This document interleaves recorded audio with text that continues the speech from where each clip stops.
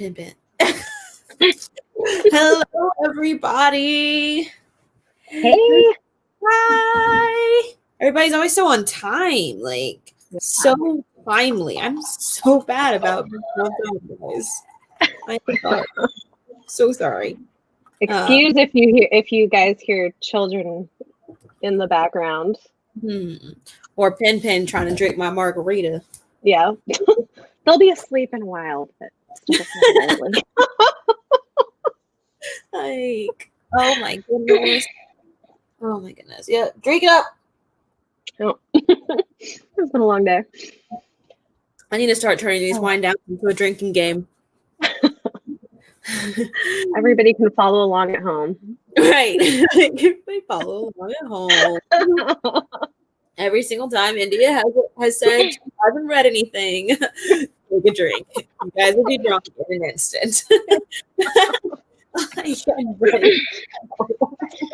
Like my children are literally running in the room. It's great. Well, Bethany. Yeah. Introduce yourself. Sorry. Hi. Hey. I am Bethany from Beautiful Bookish Bethany. As you can hear, I have 2 small children, so they keep us very busy, and I read a lot of books. You do read a lot of books. You do. Yeah. Like each time I see one of your like updates, it's like I've read 804 books this week, and I'm like, I read 804 letters this week. Does that count? Yeah. Why not? No, I mean, like. I don't watch much TV, and I do a lot of audiobooks when I'm like doing chores, playground with my children, or like, so I multitask a lot. I like it. And that's definitely a good way. Like, the only thing I've done this week is listen to an audiobook on the way down to put some stuff in storage. So I listened to a good hour of it. Oh, so good.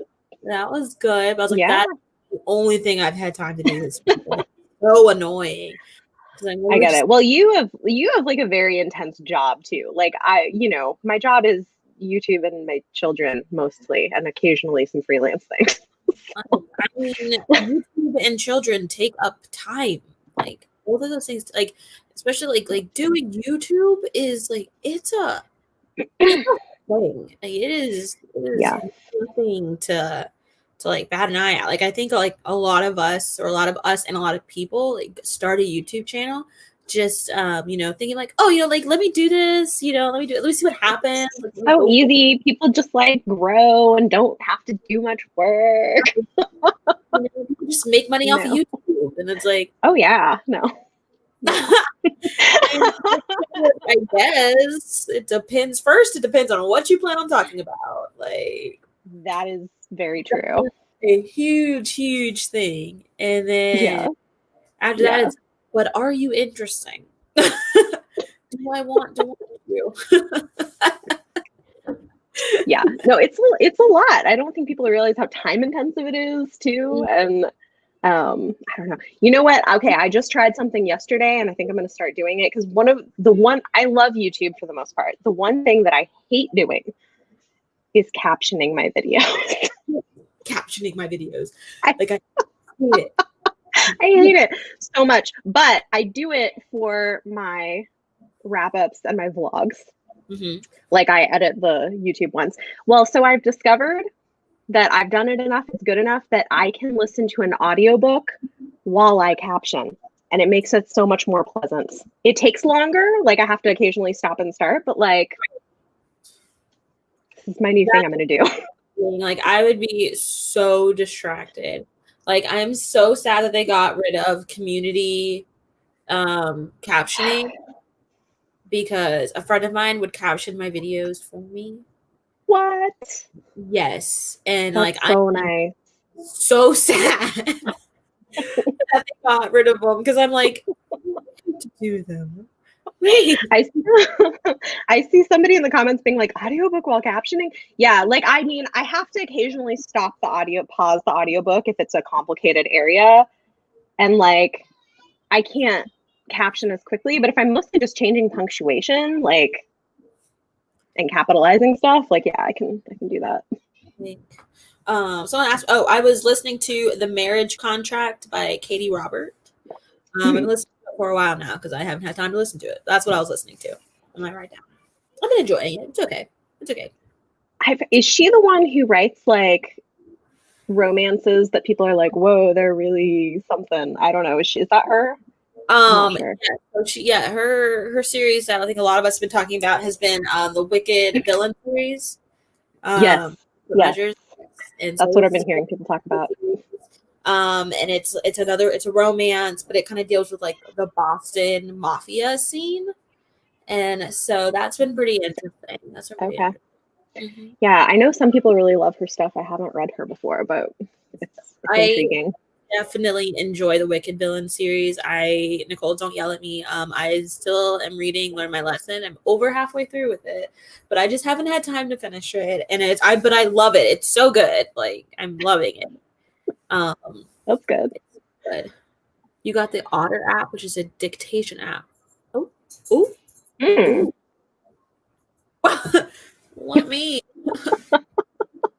Let me see this, Desiree. Hold up. Because your girl hates captioning.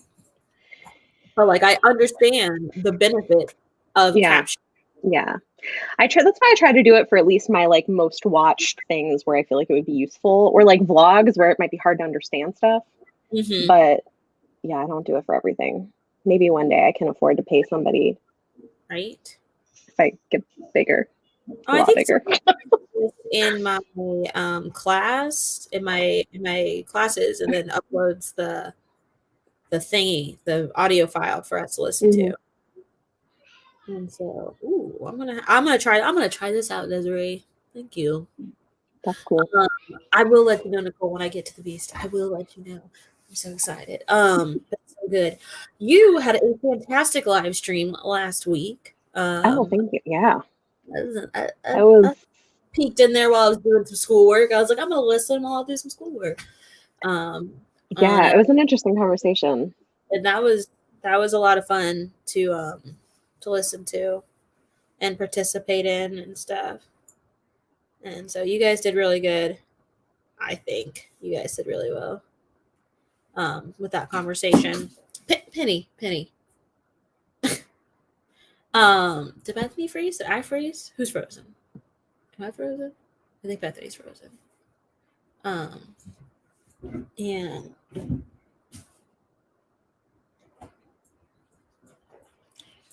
you don't know how to do subtitles? Penny. Stop it. Y'all, fussing with the pup. I don't know where Bethany went. Subtitles. So, we're waiting.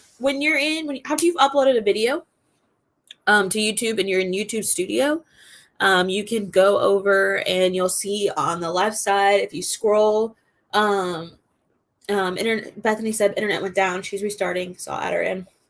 But you can scroll down and you'll see subtitles on the left-hand side of YouTube Studio. Let me make sure I have that right. Yeah, it should be like under comments, and then you'll be able to you'll click that and you'll see all of your videos, and you'll be able to click your videos and it'll open up like subtitle thingies, and YouTube will do like an automatic YouTube subtitles, but you can also go back through and edit them and change them as necessary if they catch a word wrong or something like that. And so you can do them yourselves. Before, they had communities or subtitles where other people in the community could do, if you had it opened on your videos, could go in and closed caption your videos for you, which was fantastic. And then you can like pay people in some sort of way to caption your videos and then upload of the files as well. And the way Desiree was talking about is you can what's it called? You can also like type them up and then like import it, and then it like tries to match it up in time, like together with what you're saying and where it's going, and it'll break it up for you. So it can be a hassle, but like I understand the benefit, especially because like when you can't necessarily like watch a video, or sometimes when you're just like scrolling through the like front page, you're scrolling to like the page of videos and stuff on your phone, and you're like, do I want to watch this video? And so you're looking at it and you're like, and so you're watching, you're like kind of reading their subtitles like before you open it. And then so that definitely helps with that too.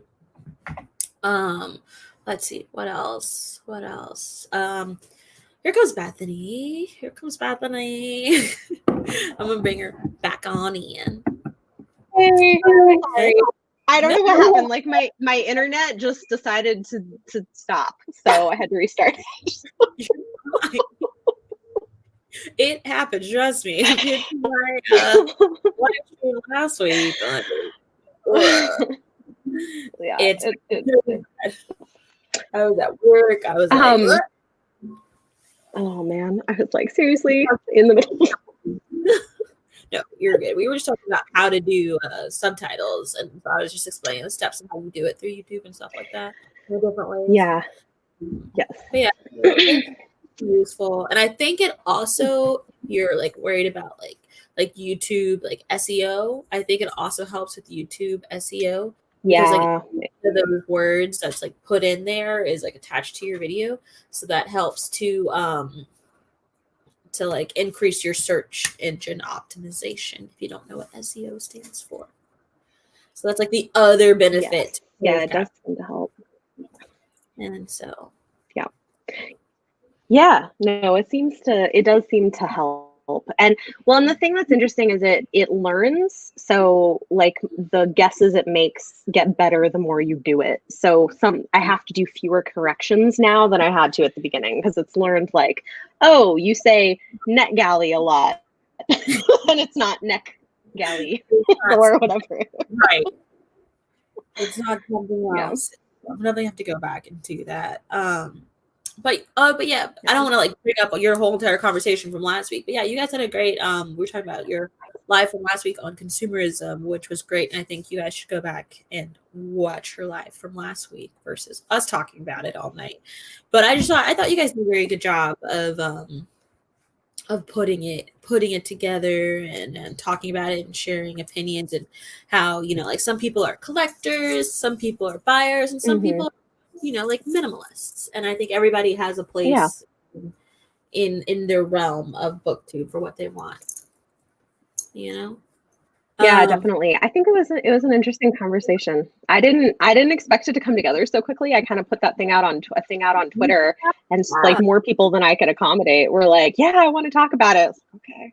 I'd like to do more live streams though, and they're great because you don't have to edit anything. Exactly. I mean, it's like your dog just deciding to be a part of the live stream, but it's fine. It's fine.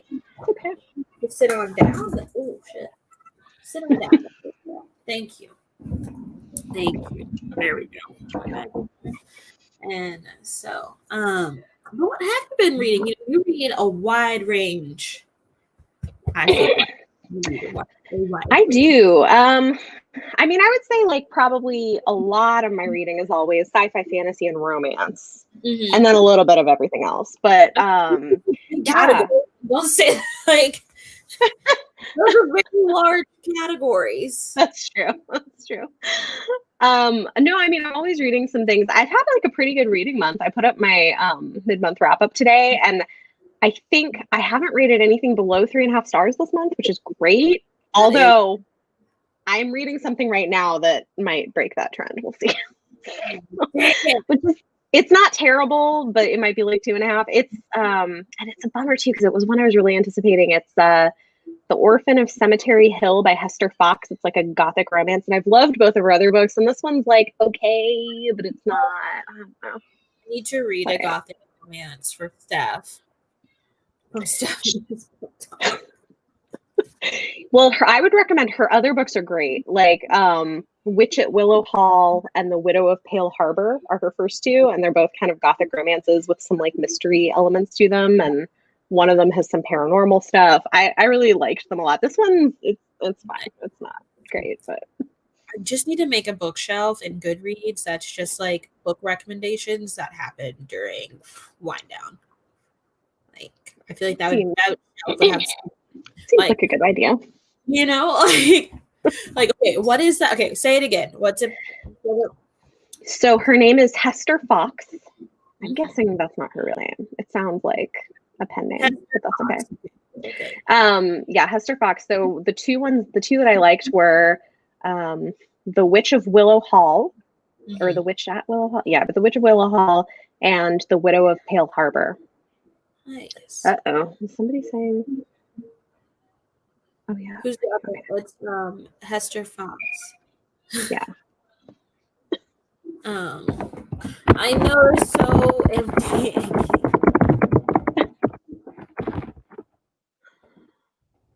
Oh, Hester. Yeah, thank you. Yeah, Hester Fox. Yeah, I probably like have 2 of her books here somewhere, but yeah, I'm not loving her third one as much. I mean, it's okay. It's not like bad, but it's kind of boring. It's kind of bland. I don't know. It does happen. Like, you always hate that. You're like, when you, especially when you're like, I've loved this author in the past, and then it's like you read the next one, you're like, what, we're taking a break? Like, what we're doing? We're going through something. Like, we talk about this. Like what happened here? It's okay. It's okay. It happens. You know what though? This reminds me. This is another thing I'm thinking about. Yeah, well, it's interesting, right? Because on the other hand, when you find an author who's very consistent, that's hard to do too. Authors who, like, every book they put out is consistently similar quality, even if it's not like your favorite book of all time. So you know who I was realizing is like that for me is Zoraida Cordova. Okay. Have you read her books? I have. Like, she has the Brooklyn Brujas series. I've only read I've only read the first one from Bruja Born. Oh, yeah. Yeah, so I've read something like 7 books from her now, and all of them are like 3 or 4 stars. Like, they're all really solidly good and like similar structure and types of character development. I don't love any of them because they have a lot more action than is my preference, I think, but like, they're all really consistent. Nice. Yeah, I've only read the first one, and I've meant to read the second one after, or this first one is not Bruja Born, right? No, that's the second one. Labyrinth Lost is the first one. That one I liked more. It's more of like that one's more a portal fantasy, which is fun. Yeah. That is exactly. And the third one is too. Yeah. Yeah, the third one, Wayward Witch, I just read, and that one's another portal fantasy with the youngest sister. Nice. And so I remember enjoying Labyrinth Lost. Like, it was like kind of like what you said. Like, it wasn't like oh my god, this is so amazing, but like I enjoyed it, you know? Yeah, exactly. Yeah. And I feel like if I was a teenager, I would have loved the series. Yes. Okay, I get that. Yeah. Yeah. Like, I feel like she's one of those YA authors who actually writes for teenagers. Yeah. Which not all of them do. Nope. No, they do not. You're like, I'm grown and I am blushing. You'd be like, I'm grown, I'm grown. I wouldn't say these words to my mama. Who these people talking to? Seriously. Have I read her romances? Oh, as Zoe Could Steal. I read her first one, yeah, and I liked it. Actually, I was surprised at how much I liked it, given it wasn't like a type of romance I would usually pick up. But yeah, I read one of them. That was one of the comments was asking. Desiree. Wait, so that's her? Yeah, Zoe Castile. That's like her name for her adult romances. Yeah. Add that to my Goodreads. They're pretty good, pretty steamy. Y'all. Mm-hmm. So what about you? Anything you've been, I mean, I don't feel like I read books anymore. I want to read all the books, and I would love to. I feel like after, like, probably in the next week or 2, I will finally be able to read more books. But right now we are moving. So that's why my shelves are empty. And so we are moving to a house, and I And then between that and school, and it just, I don't have enough time, because most of the time when I'm in the car, instead of listening to like my audiobooks, like yesterday I was finally just like, you know what, I'm listening to an audiobook. I've been listening to lecture or some other thing that is equally as bad. Or podcasts. I've listened to a lot of podcasts lately. Just, you know, switch Oh, it right, because up. you're in school too. You're doing a lot. I mean, because you're in school too? Yeah. It's awful. I don't recommend it. I don't recommend. I do read textbooks. Like I read a textbook, I don't recommend it, especially when you're grown. It's hard going back to school when you're grown. It is hard, because at this point you got bills now, you got a life now, and you can't just like if I could move back into my mom's house, I would.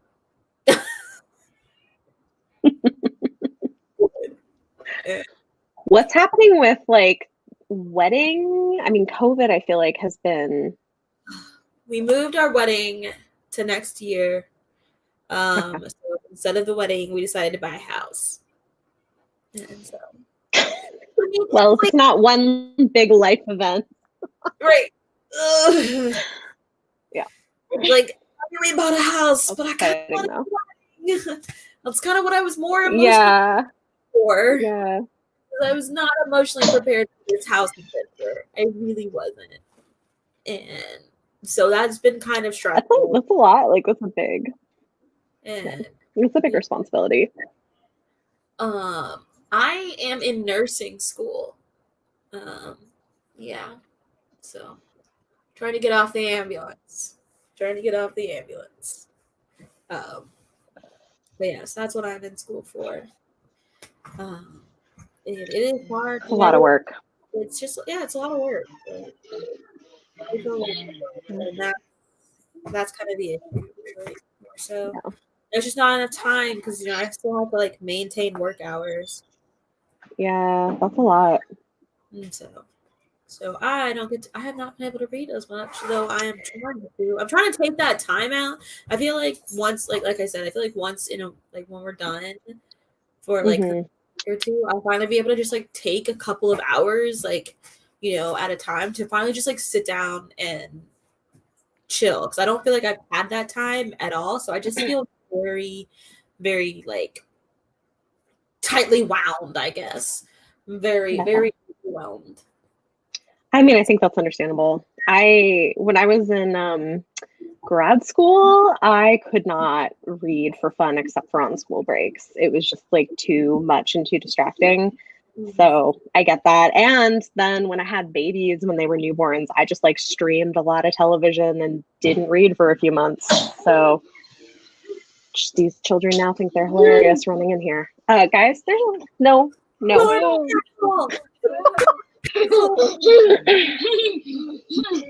no, okay. I'm like, oh. Nice. Oh my God. Bye. I know they can't hear me, but I'm gonna say anyway. Goodbye. Oh, fuck. They are a mess. I hope they just like crash when they find it. They should be going to bed in like 5 minutes.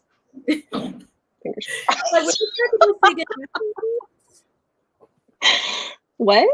And they're like, we just had to go say goodnight, obviously. Yeah. See, and this is why on my channel, my live streams never start until 8:30, because like then I know they're asleep. But yeah. And so now they're apart. Tell them to get them a box of grape juice. They can join. Oh my gosh, they're crazy. They're like, oh, somebody's asking, are they in school? Oh boy, this is like a whole saga we could talk about. Look.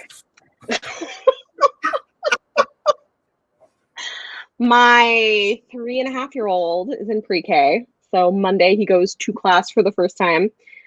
My 6-year-old was supposed to be homeschooled. And like 2 months ago, we submitted paperwork for that. They never processed it. So, we'll see. But now also we just made that decision based on the information we had at the time about how school was going to be working.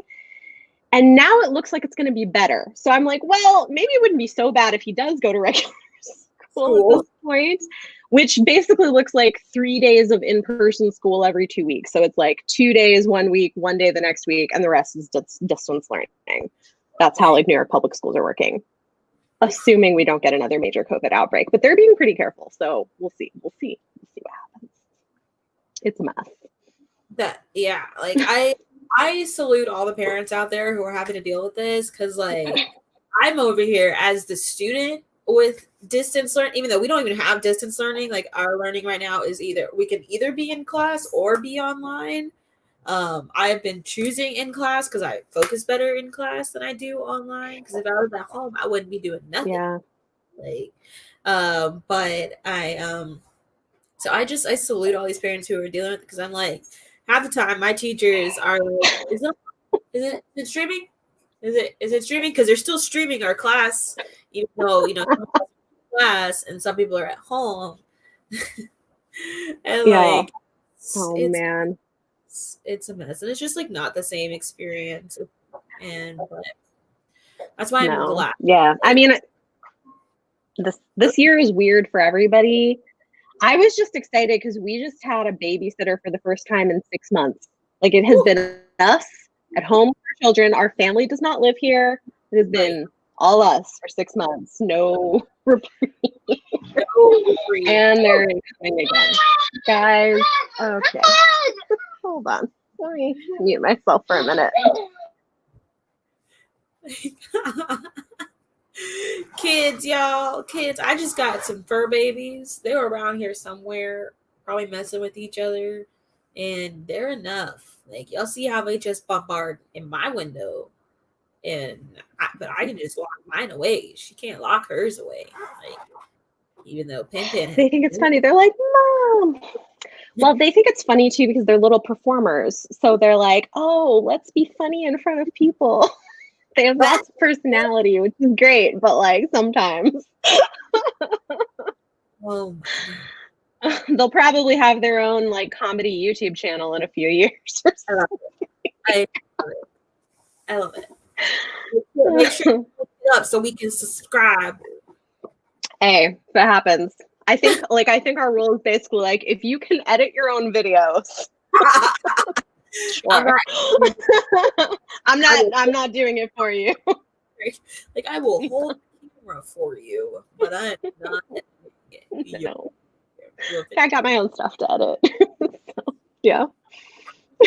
How long have you been on YouTube now? A little over 3 years. It was like 3 years in June. Nice. So, yeah. That's awesome. That is flipping awesome. Like, yeah. Have like these great, you always have these videos that come out every week and all these books read, and I'm like, she's doing awesome. Also, on top of that, you manage your Patreon too, your Patreon squad. Yeah, they're great. I've seen a couple of them in the tonight. I like Ashley and Tara. I just like restarted my Patreon, which I feel like, even though I'm incredibly busy, I feel like I'm in the right headspace for it than where I was when I first started it. I don't know. It's weird. Like, it's weird. Like, I feel like I'm like now ready to do it. Yeah. Like, when I started it, I don't feel like I was ready to put in the content for it. Does that make sense? Yeah. I mean, I feel like the way it's worked for me is making it work with my regular workflow. So like, I've had to tweak a few things when I was like, oh, this will be easy, and then it wasn't. So I was like, well, let's do something else instead. So like, I know I can read a lot of books. I normally do. And so it's easy for me to do, okay, well, let's do a book club. Let's let people vote on something they want me to review. So like, every month somebody gets to pick a book they want me to review, which is cool. But it's not difficult for me to manage because I'm already reading so many books anyway. I don't know. So I think that's the thing, is like making it like work with your style. I get that. Yeah. That's definitely a good like tip for anybody out there wanting to start a Patreon, because I don't feel like when I started it, I was making it work for what I wanted to do with it versus what I thought I should do with it. And so that definitely like hit a revamp, and then Yeah. Yeah. I think it helped. I actually went to a workshop. So Patreon held a workshop here, like when I was thinking about starting one. And so I went to that like a little while before I launched, and that was very helpful in thinking through. Because I think that's the thing, like you want to add value to people, like do things that are cool for other people, but that are gonna work with kind of your workflow that you know you can consistently deliver every month. You know, I mean, like I think that's the trick, like the sweet spot. Because sometimes I see people who do Patreons and I'm like, your benefits are not that interesting, and I don't think people are probably going to join. Or I see people who like offer so much that I'm like, you're not going to be able to keep up with that. So it's like finding that kind of balance. Yeah. And then like I know like I have like with some Patreons and stuff, and like I get notifications like all the time. I feel like they're like, you know, your Patreon's updated, blah blah, and I'm like, oh damn it, you're doing this so well. Like, I mean, I'm glad you're being a very consistent Patreon whatever poster or whatever for like my money, but I'm just like, God damn it, I gotta do better. And so we are there. Yeah. Doing it. Yeah. Yeah. Yeah. I mean, it helps to like, I think like for me, like I try to have some stuff built in. So like I have a poll that goes up every month to decide what we're going to read. You know, I mean, so it's like having posts that are automatic, and then like we do a live stream about what we read at the end of the month. And like, yeah, so it helps to have, I don't know, at least for me, like having like, I know that's how I manage my channel too, honestly, because I batch film. And like, I know when I'm planning videos, okay, I know I'm going to have like my mid-month wrap up, my end of month wrap up, my TBR, my book haul. So it's like 4 videos that are consistent every month. And then I can kind of like work around that. Desiree, when did you start a Patreon, Desiree? I feel like even though like I'm working on this budget post closing, because I know I'll be adding more people to like my Patreon subscribe button after we close on this house. But I didn't know you started one, Desiree. Because at least I go through and I hit the follow button, so that way then when I can remember to go back and like actually. Yeah. I need to remember to do that. I just like, I feel like I end up not doing a lot of the stuff other people do. You know, okay, this is the thing too. Because I do read so many books, but like, I'm not on TikTok. So like people talk about TikTok and I'm like, I don't know. I don't have time for TikTok. I'm reading books. I don't know. I gotta turn this light down. It is like blaring at me. So, excuse me, guys. Is it brighter? It got brighter. Oh, thank God. I'm already exhausted. Like this light was just like, oh, that's so much better. When I started my journals career for well, yeah, then I definitely didn't know about it. Desiree, I need to do a new video and like say you have a Patreon. Is it still Libri Labra? I do Patreon and support everyone. No, I completely understand. So I think she follows me on Patreon. I'm planning on launching a podcast soon. That's what I've been mainly using my Patreon for. Is for podcasting. I have been genuinely enjoying podcasting. And that is what I mainly use my Patreon for right now. I mean, I still do like, you know, like early video release, you know, from things happening on my channel and things like that. But right now, like I'm getting better in the habit of doing podcasts. So I really enjoy doing that. And like, I want to do more with that in the future. And then what the fuck? I gotta watch what these dogs are eating shit. Like, but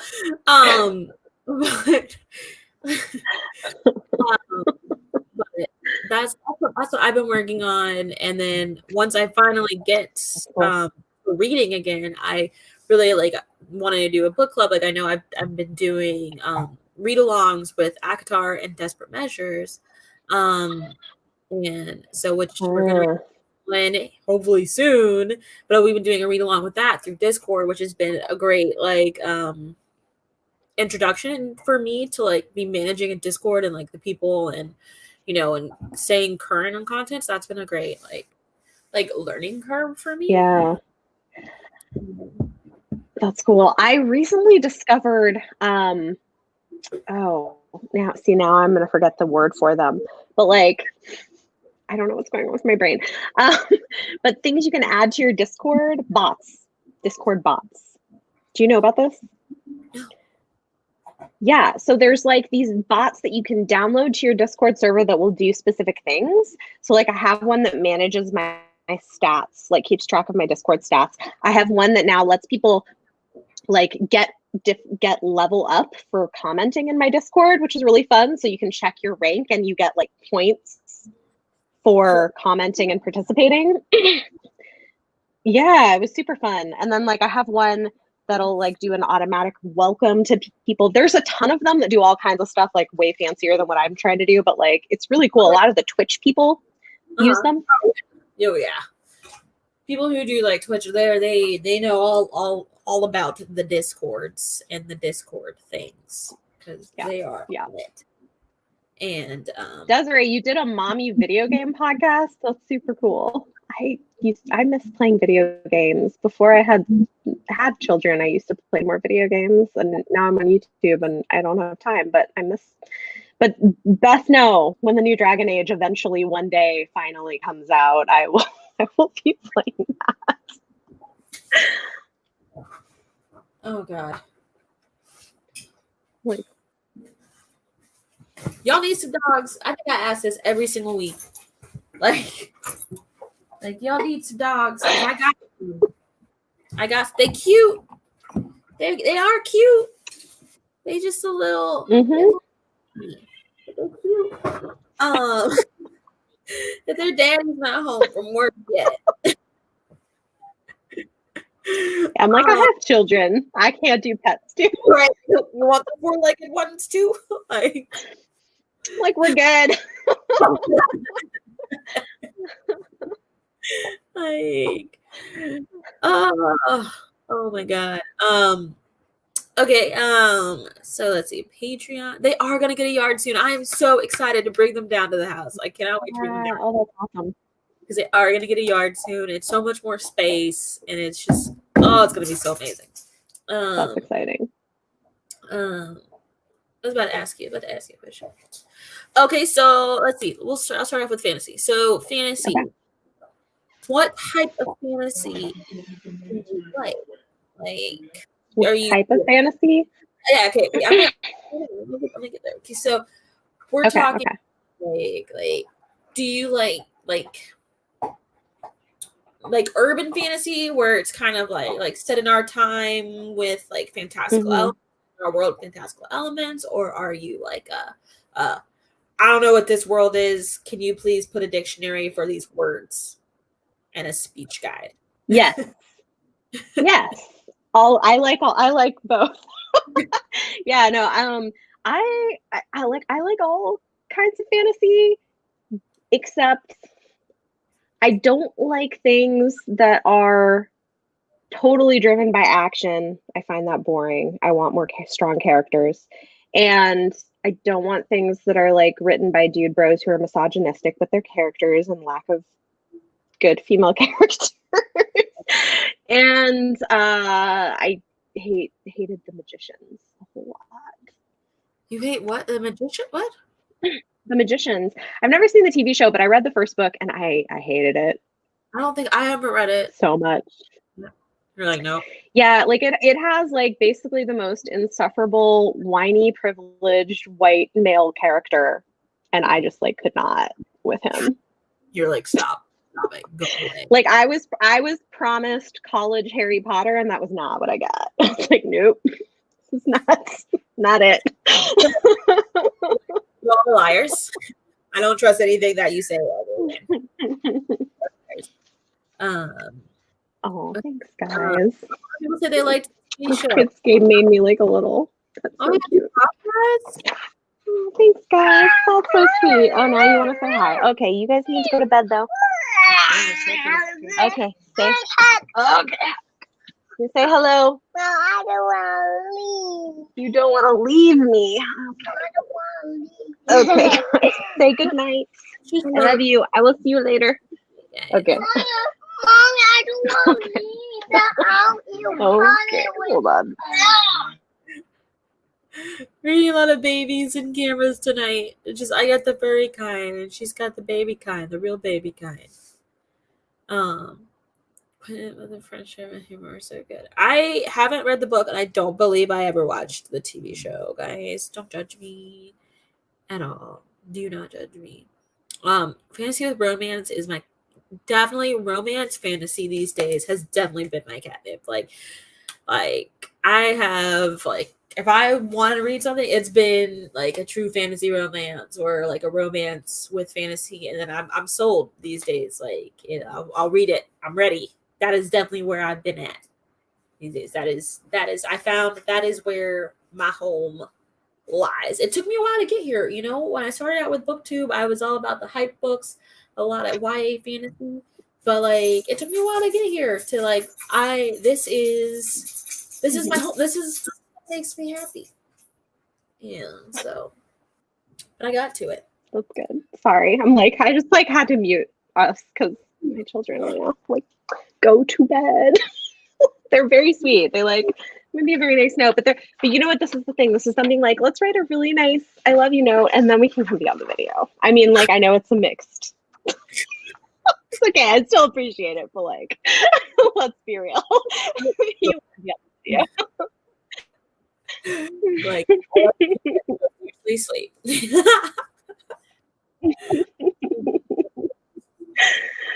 Oh man. Yeah. People are talking about The Magicians. The funny thing is there are people who love it. And maybe if I went in with different expectations, no, I probably still wouldn't have liked it. I thought for a while, maybe if I'd gone in with different expectations, but then because of that, I decided to read a graphic novel version from a different character's perspective. And it was a little better, but I still kind of hated it. And so I was like, nope, Nope. not for me. No. You're like, nope. Yeah. No, I've been a fantasy reader like my entire reading life almost. Like my parents kind of got me started for my 7th birthday, they gave me the Chronicles of Narnia, and that was my gateway into fantasy, and I never looked back. Fantasy reader. I feel like for forever. But I just feel like lately I got pulled into romance like a year ago. I don't remember how, but I got pulled into romance like a year ago. And that was like my deep dive. So I went deep diving into romance. And now I'm like coming up for air, but I'm realizing I still love fantasy. But what I'm really have been enjoying lately about fantasy has been the romance aspect. And then I found out there's like a whole subgenre of like fantasy romance. And then I was like, fantasy romance. Oh. Yes. Yes. Just FYI, I have 2 recommendation videos for fantasy romances. Well, there goes in my Goodreads. Yeah, no.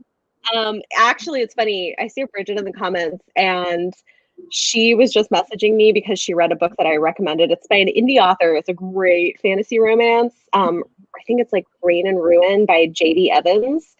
It's so good. It's like the perfect blend of like, it's really, really good fantasy and really, really good slow burn, steamy romance. Like it is super good.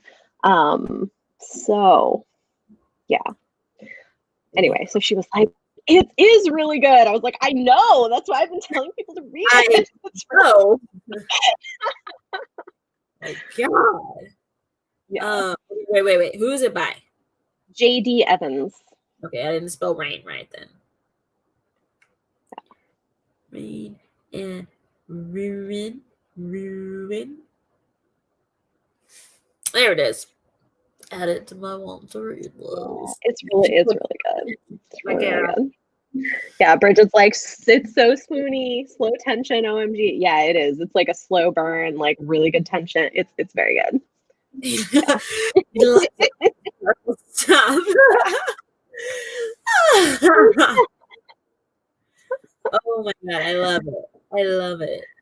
I just started getting into romance a few years ago too, like since I started BookTube, because I think I was like, oh, like those are scandalous books. Like we don't read those. And then I became friends with Mara from Books Like Whoa, and I was like, well, she's really smart and reads smart books and reads romance. Maybe I should give this a try. And lo and behold, now I read a lot of it. It's great. I always felt like romance was just like, I don't even know, like not like, I'm not gonna come up with the right word. Not like stupid. It was just like frilly. I don't know. No depth. Yeah. There it is. I always felt like I always thought romance had it was very fluffy and had no depth to it until I really started to like get into it and realize no, whoa, there's a lot going on. There's some steaminess and a lot going on. Yeah. Ooh. I like you. Yep. Like you. And so, same. Well, and this is why like one of my favorite authors is Alyssa Cole, because she's like got great steamy romance with big thematic content that she's exploring in all her books. It's great. Mm-hmm. We do love. I feel like, I feel like I push her books on so many people. Wait, what was Oh, the name of the book. It is Rain and Ruin. I have it over here. Let me hold on, I can find it. It's this kind of ruin. Yeah, this one. Kind of rain. Alyssa Cole should do fantasy romance. That would be good. She can write anything. Look, she can write anything. She does. Yeah. And so that was just such a deep dive, and I'm like, I think I've found my happy place. And it's weird because like I feel like on my channel I've never like had a niche of books to talk about, and it's like I'm like kind of afraid to be like a romance tuber, because I feel like we have some amazing romance tubers like out there, like romance booktubers out there, who do such a fantastic job, and I'm like, I feel like I'm in this like fantasy mix of romance. But that's okay. I mean, there's so much space for that. Yeah. Ooh, somebody asking a good Alyssa Cole book to start with. I mean, depends on what do you want. Hold on, I have so many Alyssa Cole books. Look. I guess the question, do you? I mean, what do you want? Like she does a little bit of everything. Okay, here, look. If you want contemporary romance, A Princess in Theory. It's a good place to start. That's what I was thinking. It's a great, if you like contemporary romance, this is a great place to start. This entire series is awesome. December, we're getting the first book in a spin-off series with some of the side characters, which would be great. If you like historical romance, she's got this series that is set in the Civil War. That's awesome. Or she's got romance, like novellas. We have one set during the Civil Rights era. We have one set during the American Revolutionary War era. She also has like a sci-fi romance on Audible.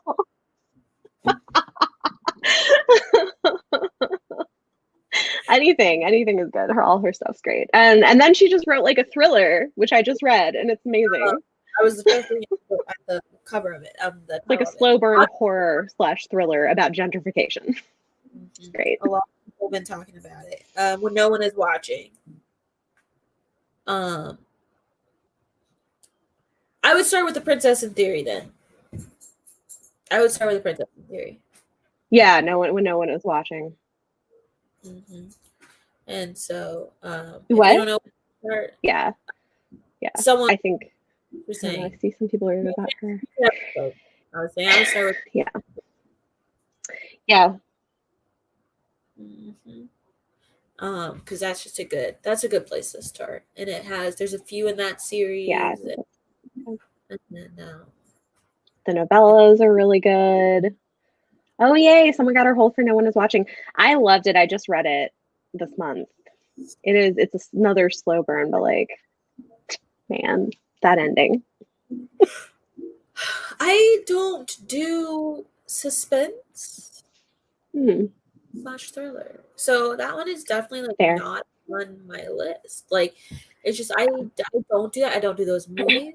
I don't do those books. I don't do haunted house. Yeah.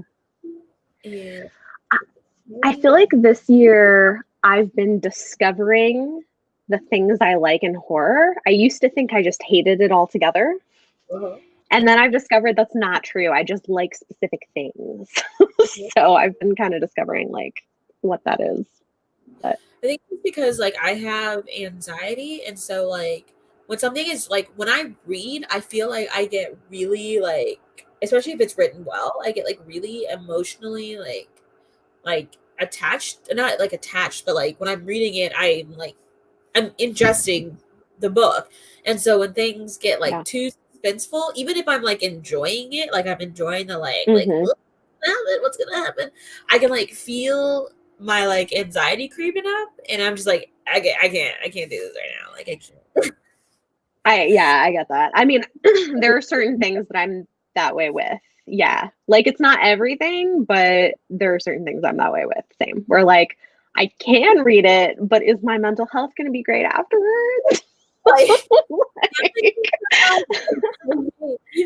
am I yeah. gonna be able to function well enough Yeah. to read another book after this, or am I gonna have to wait another couple of weeks to Mm-hmm. come back? Yeah, well, this is why you will not see me reviewing frequently hard-hitting YA contemporaries. Like I can do one every couple months. If I do more than that, like it's too much. Like they're good and I'm like this is a really good book, but it stressed me out so much to read it. So that's yeah. Yes. Yeah. Yeah. There's just like some categories of books you're just like, do I read this and probably love it and enjoy it and then just be dead to the world for a little bit? Or do I just not read it and just Yeah. It's like, I mean, it's stuff like The Hate You Give, which is fantastic, but like, okay, I read that and then I'm like, okay, or This Is My America. I'm like, it's great, it's 5 stars, but now I'm not going to read another YA contemporary for 2 months. Like, I right? don't know. It sounds a lot. Yeah. Mhm. Yeah. Home Before Dark. I don't know. Did you read Home Before Dark? Not yet. It's our Patreon book club pick for October. So I will be reading it next month. Girls. Yeah. Um, yeah, y'all can have that. Y'all can have all that thriller. I think like last year, like Steph and Bree were reading like Halloween Boo or something like that. It was like this corny little tiny like short like novella, and it was just like it was adorable. And I was like, that's the only Halloweenness I needed. Because like I You know like what you Halloween should, yeah. in terms of costumes and decorations, but like other than that, like I'm more of a Christmas person. I love Christmas. You know what? Okay, so if you want though a good funny Halloween story, The Dreadful Tale of Prosper Redding. It's like a middle grade that's very funny and charming if you want like a cute Halloween story. It's a good one. I will look it up. Desiree, stop yelling at me. She's always yelling at me. Y'all always yelling at me about reading books. If it's not how many books you have what you're currently reading, it's you aren't reading, it's read a book. It's so funny. Yeah, I Yep. like Halloween, but Christmas is definitely probably my favorite holiday. Okay. People I are like asking, "You don't like Halloween?" no.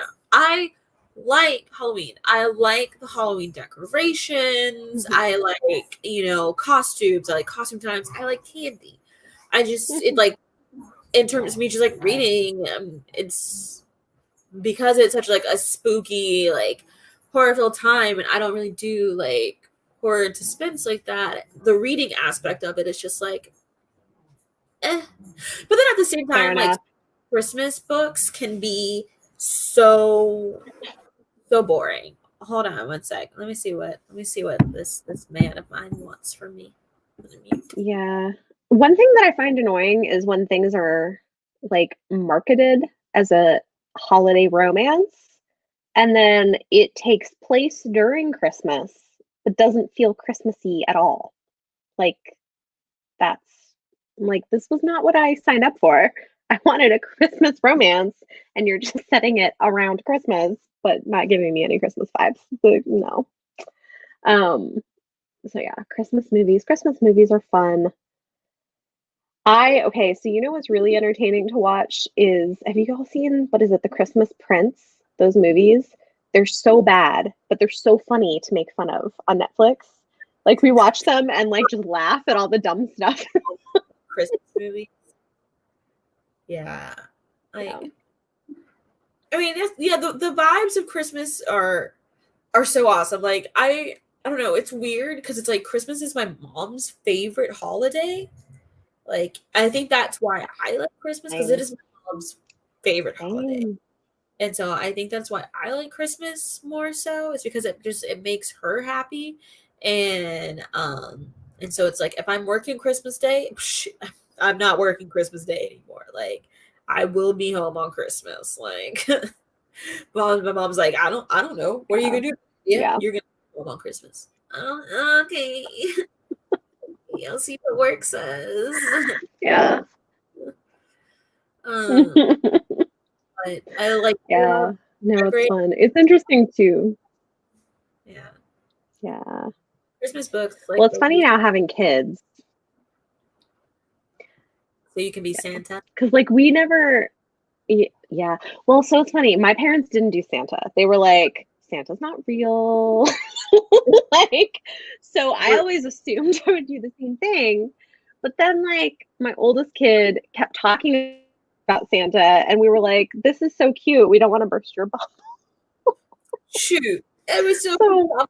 Mom, what's Santa bringing? She's like, nothing. You've been bad. You get some coal. Like, she's like, we'll see what Santa brings. Yeah. Nothing. Yeah. No Christmas. I'm like, what's Santa bringing? Well, so we're like Santa. Like, you can write a letter. Santa will bring you one thing.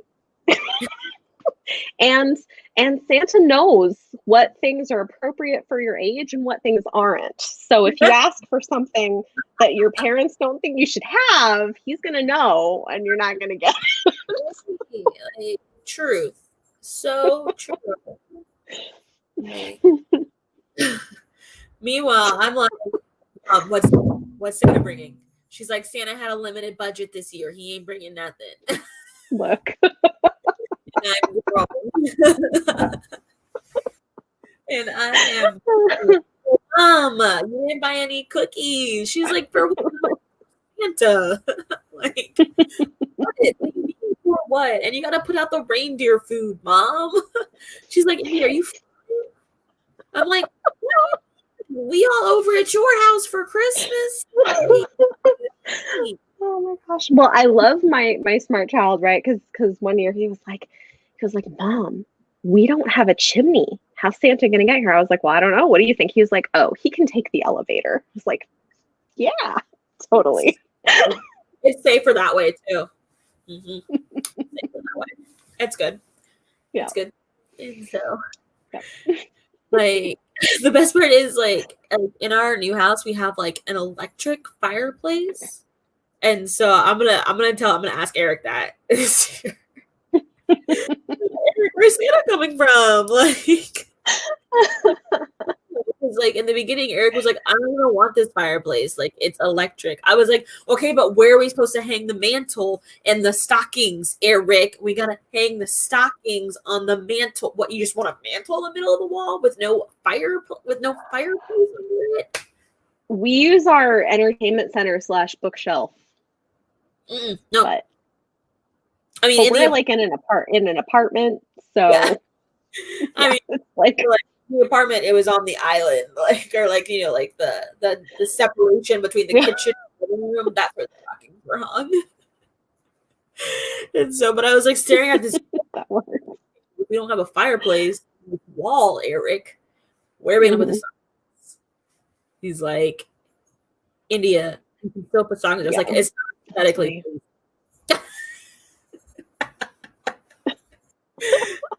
I don't know why so funny. Early marriage. Or like early relationship. It's like these are the things you have to. Like, I don't know why he puts up with me. I'm like, look, yeah. I'm like, look, we've been together a long time. Like we're gonna have our 10-year anniversary next year. So like, you just oh man. But like now he was the one who didn't even want the fireplace, and now that we have it, like he can't stop playing with it and like playing with the buttons that make it change colors and this and that and the other. And I'm like, that's hilarious. And like making sure everything's okay, and he's over here like clicking buttons, like beep beep beep. I'm like, what are you doing? He's like, look, it changes. I'm like, focus. Cool. Focus. I didn't even want it. Oh my gosh. So funny. Oh man. So okay, so like the super popular tradition we've somehow ended up starting in our household is we now have a stocking scavenger hunt. So like we hide the stockings somewhere different every year, and then they have clues where they have to follow a trail of clues to find where the stockings are. Wow. They love it. It's great. Yeah. It's crazy. Like we don't do that. Mom every year in our stocking. Every year she likes to do a gag gift in the stocking. So like one year, I'm looking at it now, it was a box of Jacks. Literally a box of pick up the Jacks like 1 year. 100 years ago, that would have been very exciting. Yes, exactly.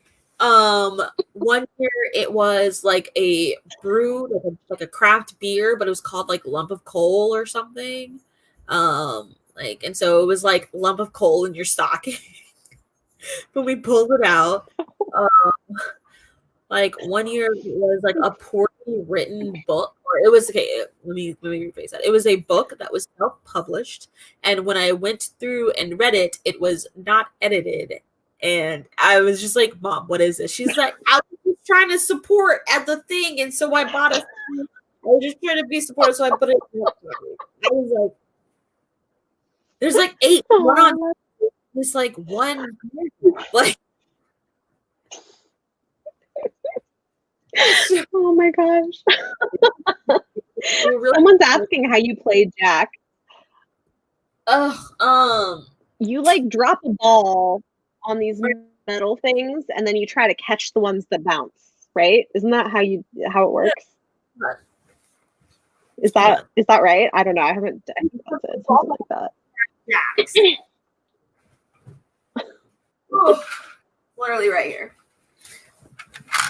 So those have not been packed yet, apparently. No, they have not been. They're up there. Very few things.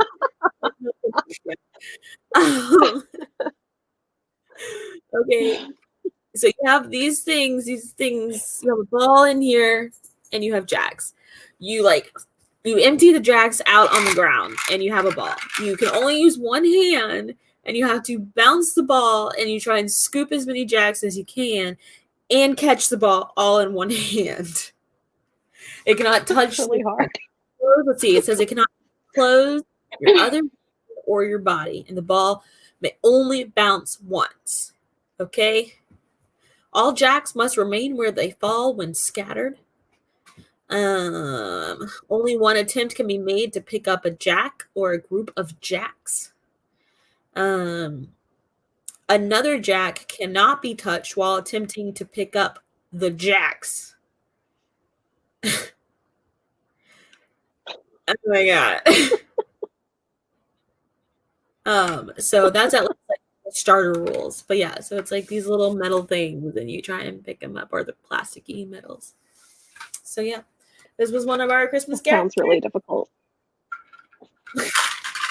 She probably saw it at Cracker Barrel and was like, I'm gonna buy 5 of them. My mom used to always put fuzzy socks in my stocking. Nice. I do love. I think I've stolen fuzzy socks from my mom every single year. Like I'd go over there because I'll always forget them. And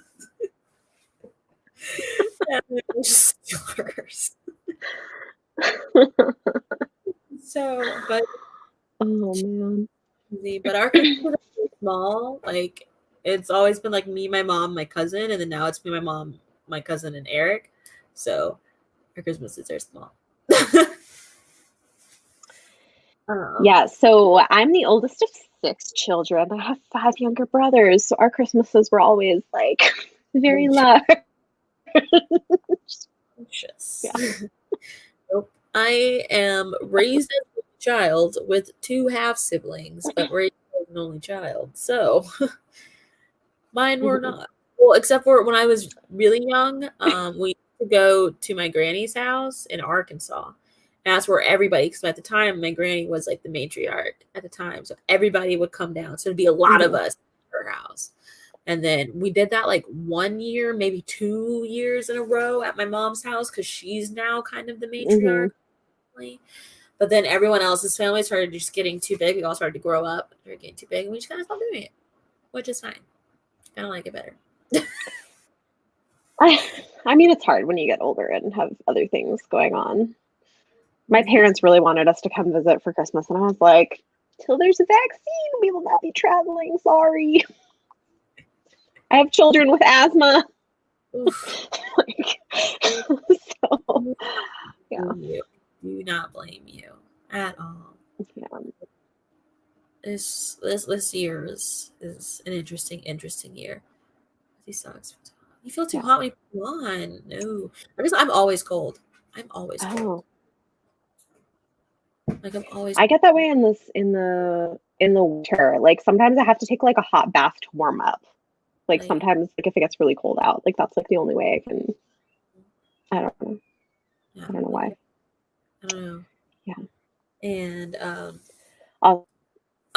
so although I'm so ready for fall. Oh, I love fall. Right now, like we're having like faux fall right now because of the hurricanes in off the Gulf and stuff. Oh, so right. Cool weather right now, and like right now it's been raining all day. But because we're just kind of getting like residual hurricane weather, so it's like a fall tease of like cool, nice and cool. Like like I wore like a shirt and shorts the other day. Like it was fantastic. That's like my favorite thing to wear: sweatshirt, running shorts. Yeah, I am sold. And, I wore like a mid-length sleeve dress yesterday, which was very exciting. Like not a tank top. Right. It's finally getting down. Like it's like been in the 60s for a couple days. I'm like, yes, like perfect. 70s. We're in the high 70s. Yeah. It's been great. It's been fantastic. That's not bad. I've loved every moment of it. Every moment of it. Let me see. Ooh, another question I've been asking people. So when it comes to your romance, are you a fade to black or are you a give me all the details? I can go either way.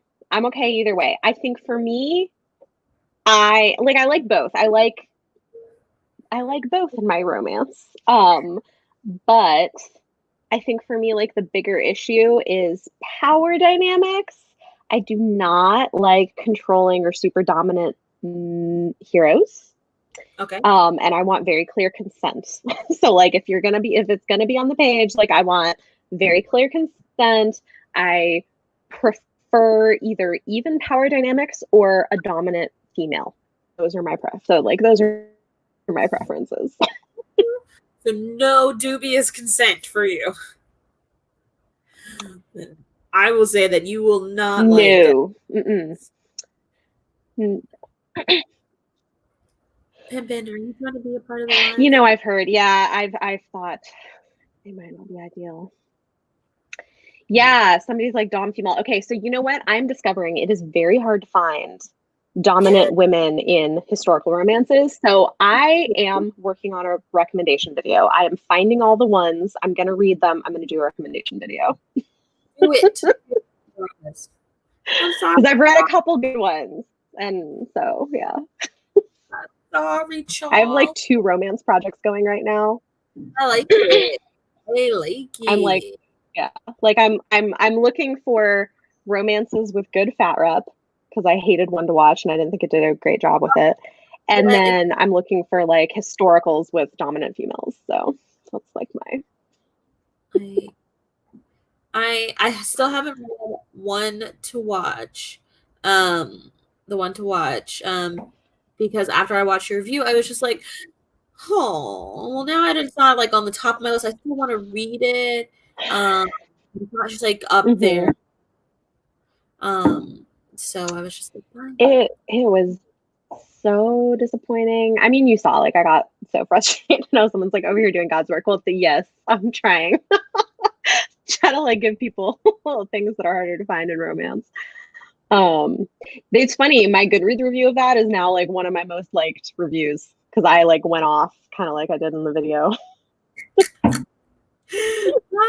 So normally, okay, like look, normally if I really don't like something, I can write a Goodreads review and then I'm good. And this one I wrote the Goodreads review and I was like, I'm still pissed off. I'm gonna make a video. Still mad about it. Yeah, like I wish there was more fat rep. Like every single time, like I'm like, I need more fat rep, and I don't mean curvy rep. Like I mean fat rep. I mean rolls on rolls on rolls, not boobs on hips on butt. Like this is what I want. Like, and then like I also want like male fat rep. Like I want fat men too. Like yeah. Cuddle it. Yeah, I mean, hopefully I can find more. I have like a long list of things to read, so so I'm working on that. There's a few that I've read. It's like in historicals too. Okay, this is the thing that annoys me. I found like 2 historicals with fat female characters, and guess what's on the covers? Not a fat female character. The covers have like thin women. I'm like, what is that? This is not what the description says. Is that I want to see that corset trying to hold itself together. I want to see those strings this wide apart, not this wide apart. This wide up. Say this wide apart, pin. This wide apart. Like, I mean, look, you know who did do it though? It's on my like reading list for this. Is Brazen and the Beast by Sarah McLean has a plus size model on the cover. Nice. I was like, go Sarah McLean. I know a friend of mine does book covers and does pictures for book covers, and she was really excited to do one. I forget for who, if not for Sierra Simone, it was for somebody else. And she was really excited. She's also plus size, not to just like throw life out there, but she is also plus size, and she was really excited to finally do a cover of a true plus size woman on the cover. And especially it was also a sapphic interracial romance too. So she was so proud of her cover. Oh. And I was just like, that's awesome. They looked so good. Yeah. That's so great. I love it. Yeah, like we just need more, like everybody can find love, size, color, whatever. I mean, like, look. Right. Like I want to talk about how I can't fit how my puts so bad. How I can't fit into certain jeans, you know. Now I'm trying to figure out if I wear a button down, or if I can't wear a button down. The answer is no. Can't wear a real button down. It can have no button, but I can't wear a button. I mean, unless you add like extra little hidden things in the middle and get it tailored. I mean, look, no. That is just like like shirts these days, like your button. I'm like, I can't get this shirt any bigger. This is not happening. Just swimming in it. Like, okay, I am trying. Yeah, Charles is saying neurodiversity rep as well as 6 different sexual identities. Yeah. I agree. I mean, I think we're starting to see more of all this stuff, which is great. I think it's really exciting. You know who I think people, and she's starting to get more popular and finally has some traditionally published books, but Talia Hibbert is so good. And if you go to her backlist, like she has a book that's really, really sexy with a demisexual male character. Isn't that real good? Like, so like, yeah. It's like in the Ravenswood series, a guy like him or a guy like that, something like that. Yeah, she's really, really good doing all kinds of representation, which I appreciate. Mhm. And I think she's also owned voices for some of the stuff, which like the autism and chronic pain representation she's had in different books that she's written. Yeah, Helen she's really Huang, good. Her books are very steamy. Yeah. Yes, Helen Huang's another really good one for the autism. And so she does a good job with Yeah. that because she did both Yeah. both like Asian culture as well, and with autism rep, and then like sex work, and like just she did a lot with both those books. And you know, I don't think a lot of people like when I read reviews and stuff about those books, I'm like she really did a lot like with both of those books, like, you know, not just like autism rep and you know, but it's like, you know, just sex work and normalizing and you know, Asian culture and how, you know, certain things are just treated differently in different cultures. And because I know that's just huge, and it's something that, you know, like at least in, like especially like in nursing school and stuff, something that they harp on all the time is, you know, understanding, you know, different cultures and how different cultures treat different things, because, you know, not everything looks the same from someone else's perspective. But yeah, Absolutely. Yeah. Yeah, Beth is suggesting Murderbot for neurodiversity. I'm always up for Murderbot. Murderbot is. Have you read the Murderbot Diaries, India? Nope. I'll put it on Goodreads. They're so good and so funny. Okay, there's like, well, and the audiobooks are really good. So the first four are novellas they're real short. But like Murderbot is the best. Like snarky character. Like it's so good. It's so entertaining. They're like sci-fi, but very with like the main character is like a I can't think of what he's called. He's like not quite human. They're great. They're super funny. I'm looking at it. 144 pages. I can do that.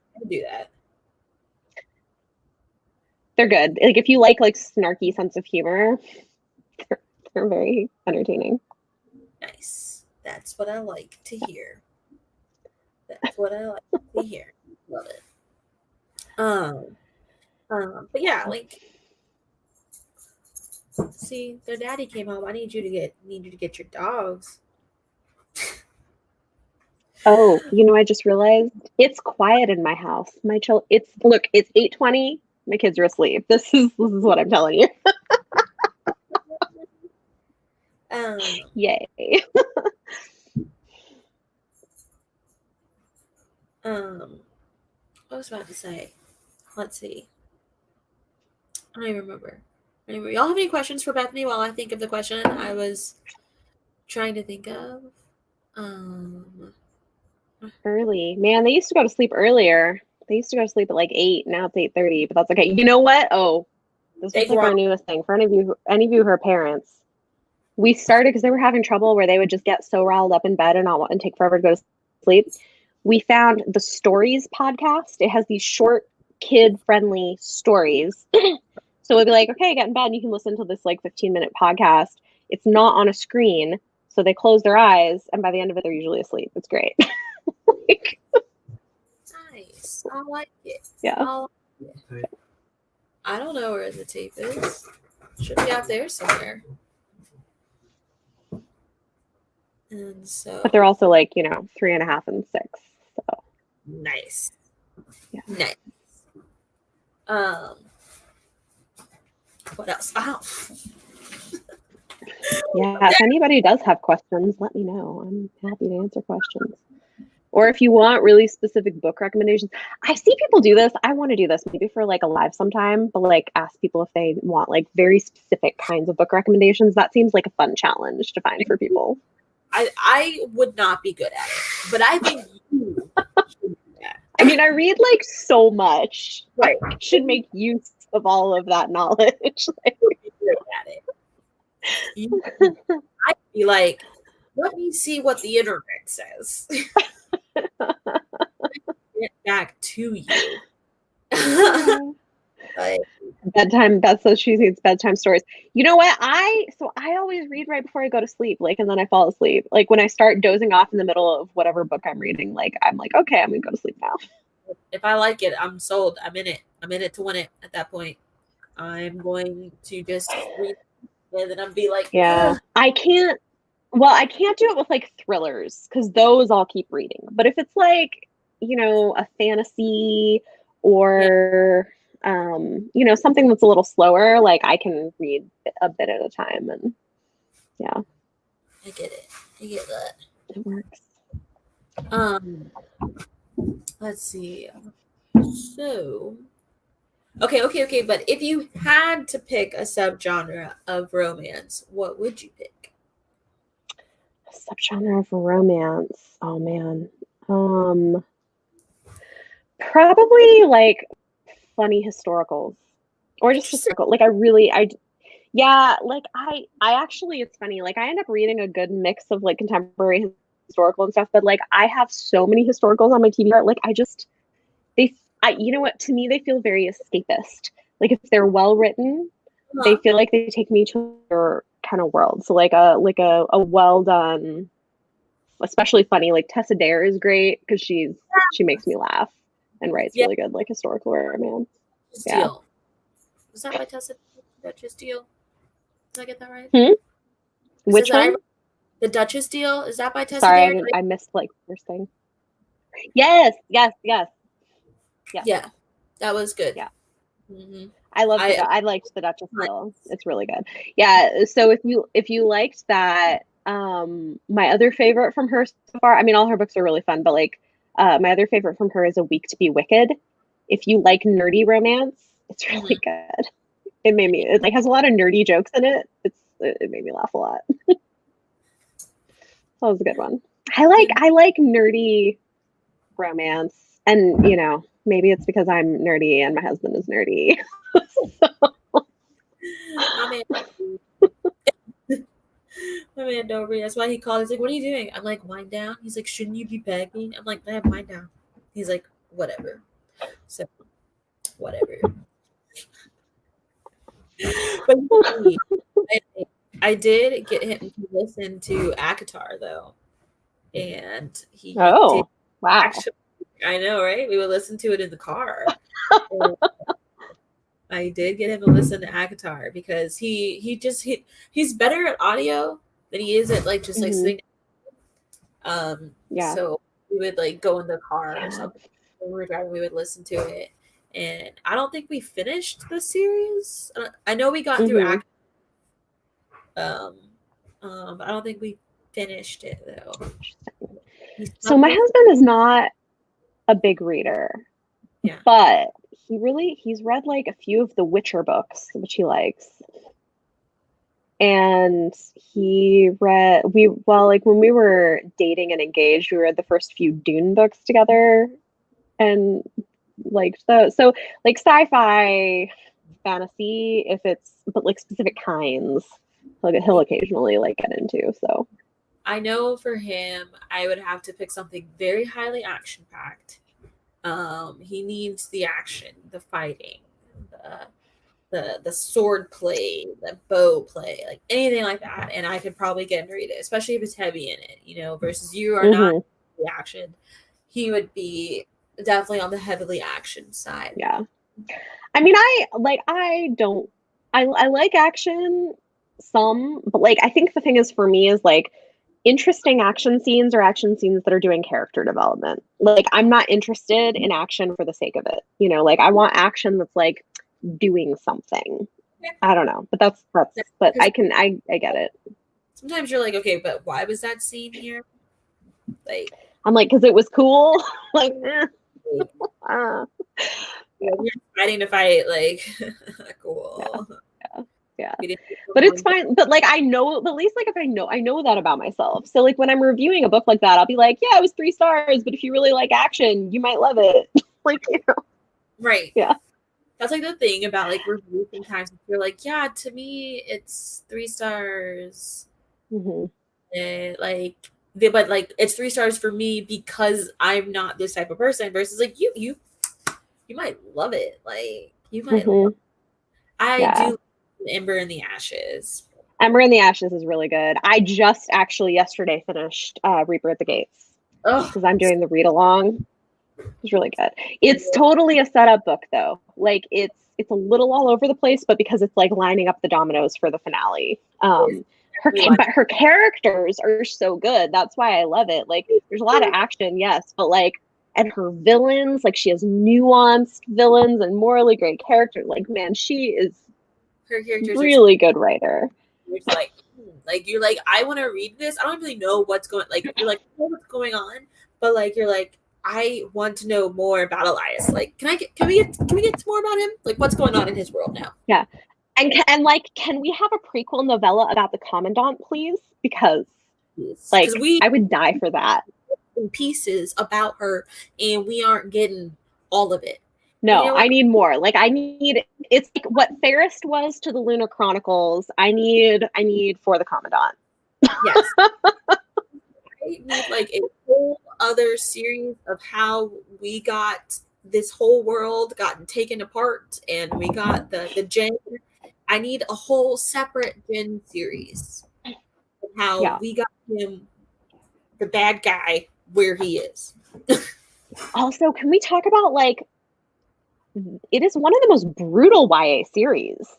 Girl. Like for a YA series, like man, it is brutal. And like she does not pull her punches. Like people get tortured, people get murdered, I mean, it's a lot. Yeah. So you get mm-hmm. from the get-go. Like you get these scars. Oh, yeah. Oh. Out yeah. It like her she's so I feel like she's kind of underrated. Like I think her books were really, really hyped. And then people were like, oh, it's as good as it really is. But like it's a release date and then it feels and it's like, but no, like Ember in the Ashes is like a freaking good series. Like if I'm truly like YA series that I've just really enjoyed it being Ember in the Ashes. And so I feel like the finale is probably my most anticipated. I don't really have that many anticipate. Like I'm not really like a most anticipated read type of person. Like when it comes out, I'll read it. I'll read it. But I feel like that one, I'm really excited about. Yeah, I'm excited to see. So it's funny. Like a lot of people.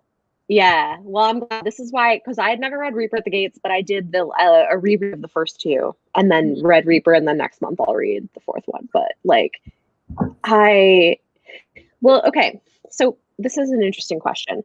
How do you feel about like authors who aren't afraid to like hurt or kill off characters or have bittersweet or sad endings? Because like people have mixed feelings about this. Like there are people who freak out and are like, no, don't hurt my characters. And I'm like, look, it might hurt, but it's so good because I know the stakes are real. Like Saba could do anything to her characters. And I love that. It makes me so much more invested because like, I don't know what she's going to do. I wouldn't put her past her to like totally destroy what you want.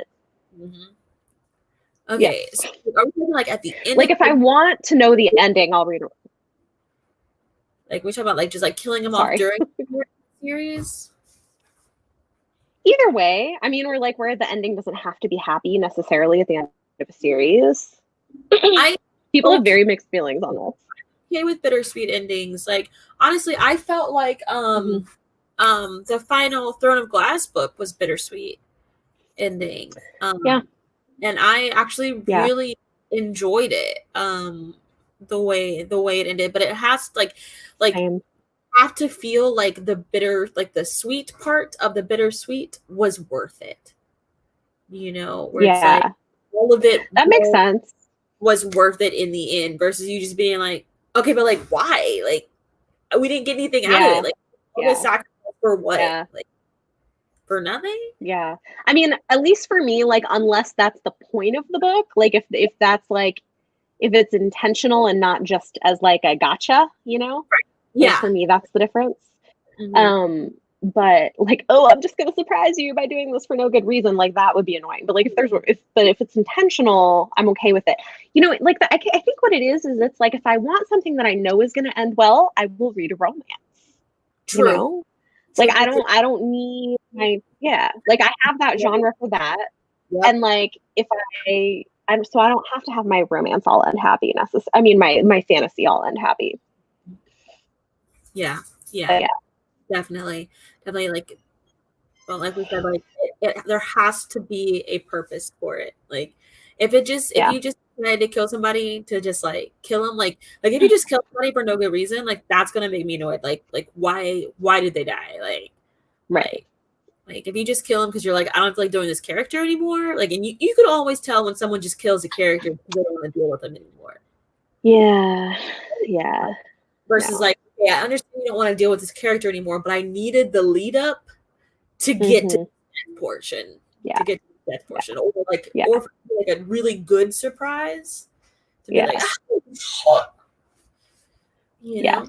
Whereas I feel like Saba's books, like Saboteur's books, are not that way. They feel very intentional to me. Like I feel like she's got a reason.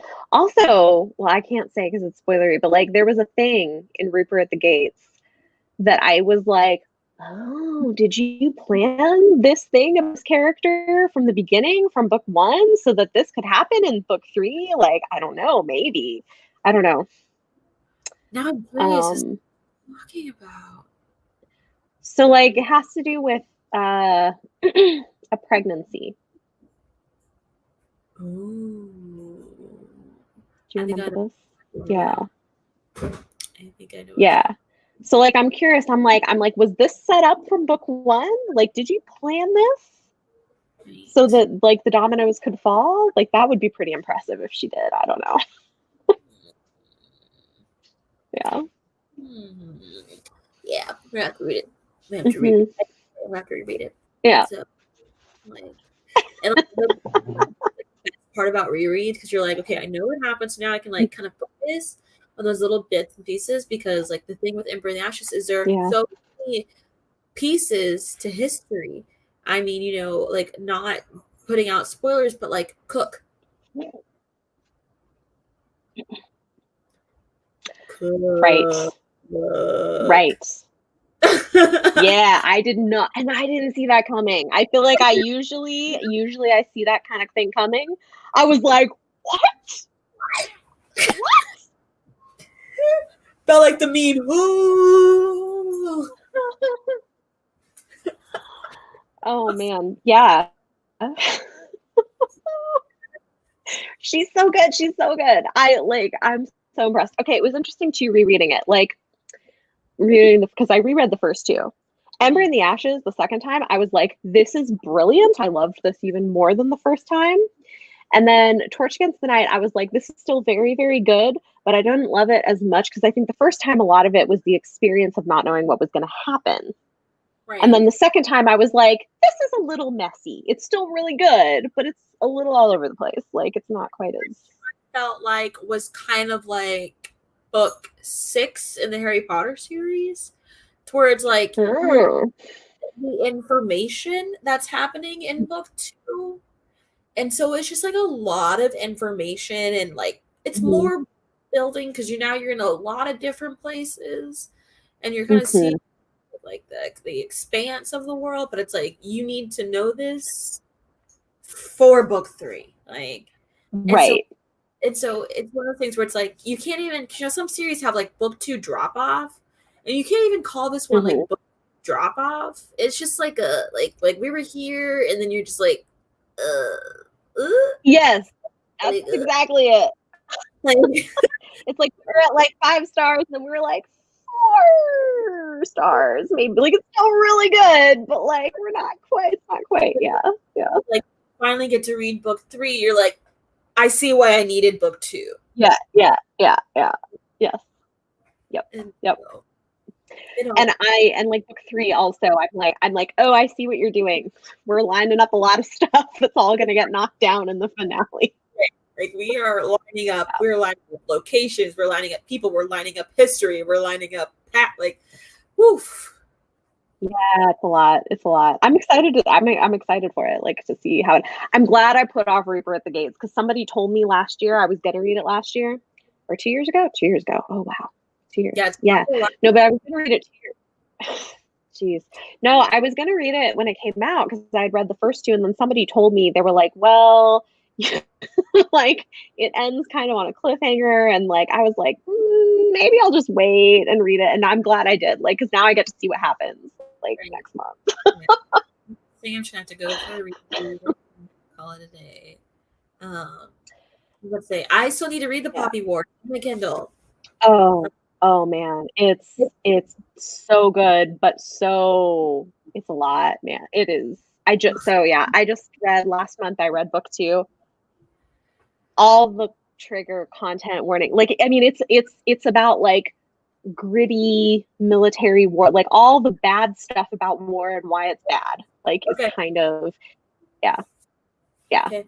And the main character is like an anti-hero, maybe. Like, she's like, I agree. I don't think it's gonna end well for her. Like, it's kind of, I think it's gonna like be gut-wrenching, but it's also really good.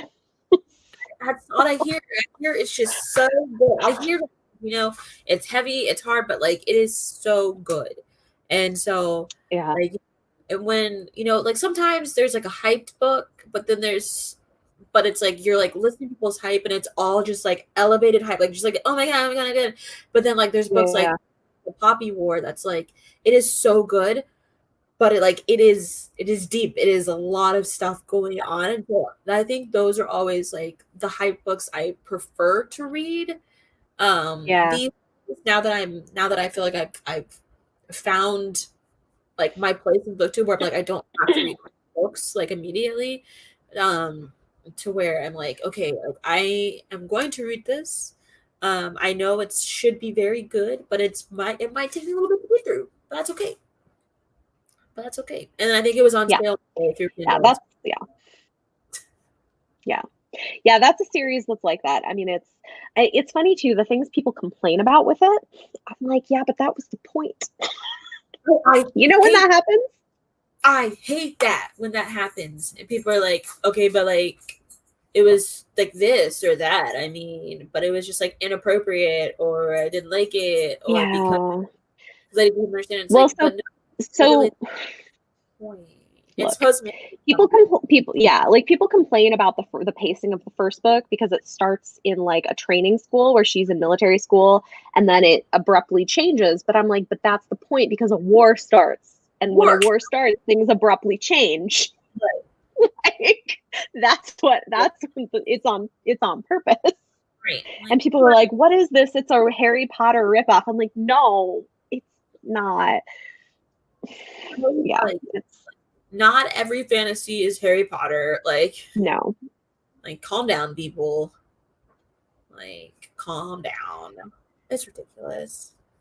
Yeah. And somebody's saying it's based on true events. Yeah, it's drawing on like real Chinese history, and like that's part of why it's so intense. And then like in book 2, it brings in like European colonization as like a theme, and it's like, man, it's a lot. It's really good, but it's a lot. Like, honestly, I am excited to read it. I need to get some reading time, guys. I need to get some reading time. There's so many books I'm reading. Bree from 11 Words was talking about, she has an idea coming up, and hopefully her idea will get me to read. I don't want to spill her idea, but look out for Bree's idea in 11 Other Words. But hopefully her idea will get me to finish some books, guys, and read some books, because I got a lot of books, a lot of started books. I've been thinking, I need to talk to my co-hosts, but I've been thinking we should do another. In January, me and a few of my friends hosted the Get Shit Done Readathon this year, which was kind of focused on just like getting stuff out of the way that you've been working on or like have been meaning to read. And I'm like, we should do another round of that in January. It's like the new year is like a good time. Yep. Definitely a good time. Definitely a good time to do. Like a new year, and you can just like, it's like that book from the book box, or that book that you started and never finished, or that series that you have one book left to read. Like, it's like all that stuff, leave one book left to read in a series for forever just because I'm like, I don't want the series to end, and once I finish it, it's over. I know. Yeah. I will definitely read a book, leave Yep. a book, and then I'll be terribly. And so, but like all my friends, like between you and then like Steph and Charles and Bree, like just constantly just reading. I'm like, y'all got so many read books. I don't understand. I don't understand. I'm like, I read 2 books Like, in a month. it's because it's all we do. I'm like, I read 2 books in a month. Look, it's definitely like what I try to tell my 6-year-old. Everything is not a competition. Isn't it though? Isn't it? I'm just kidding. I mean, he thinks it is. So. It's because it is. But yeah. Oh man.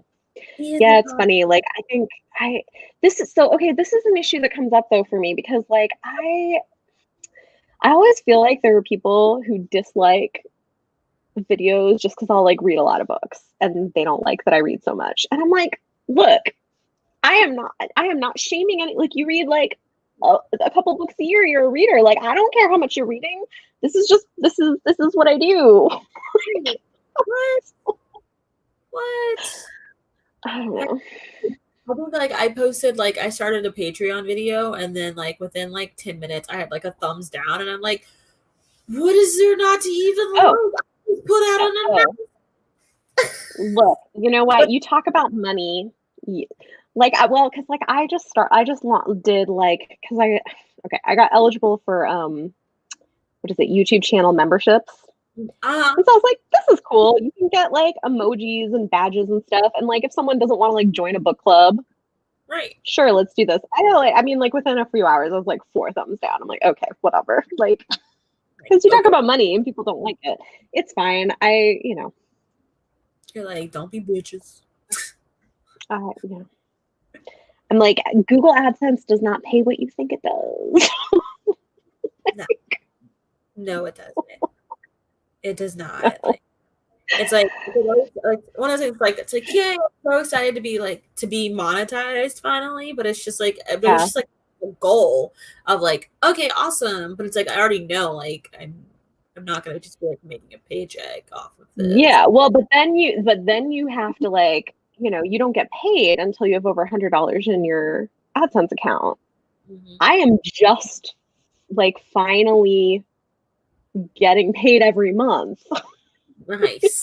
Which is like, but look, that's like $100 or a little more. Like it's not a lot. It's like we can buy some groceries.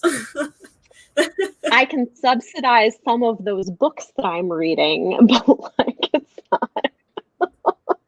Right. Yeah. So yeah, somebody said realize booktubers read more than the average person. Oh, I mean, look, booktubers read way more than the average. Like the average person reads like a book a year. So like if like I know people who are like, I haven't read a book in years. And I'm like, I don't understand your life. Like, I don't understand your life. Like, if you told me you had read like 4 books this year, I'd be like, oh, okay, yeah, like that's like cool. But like people are just like, I haven't read any books this year. I'm like no books? Like not a 1? Like it doesn't even have to be like anything fun, just like not a 1. Yeah, I mean, well, or I mean, I think part of the problem is sometimes I think there are people who feel like if they're reading, they need to read the like the kinds of books that the kind of stuff that gets promoted in like the New York Times, like whatever the new adult literary thing is, and they read it for their book clubs even though they hate it, and I'm like, yep. And look, then they're like, I hate reading. It's like, no, you hated that book, like. And then they like look down on reading genre fiction, like sci-fi, fantasy, romance. Like, well, that's not real literature. I'm like, okay, have you read it though?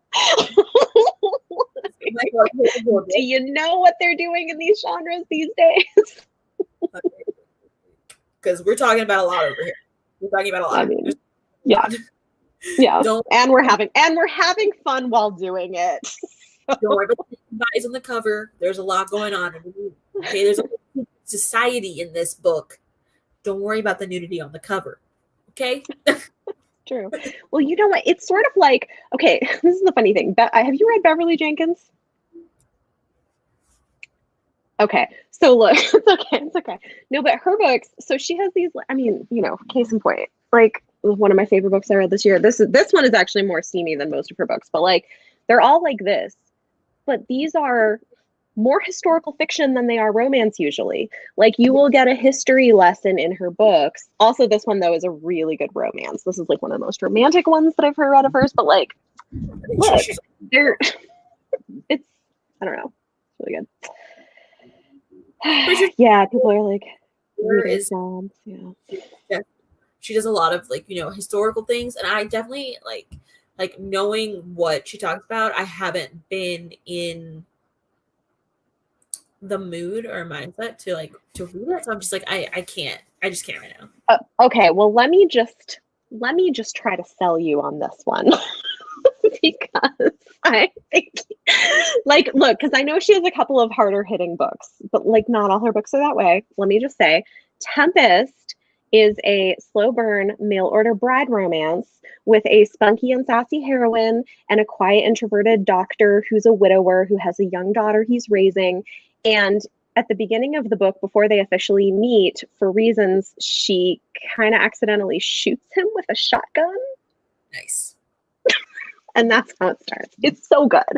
So I'm just, I like it. Yeah. It's like one of my faves, I think. What was the other one? Destiny's Captive is a good one too. It's got like a really good sword duel between the hero and heroine. It's like got lots of tension. It's very good. Wow.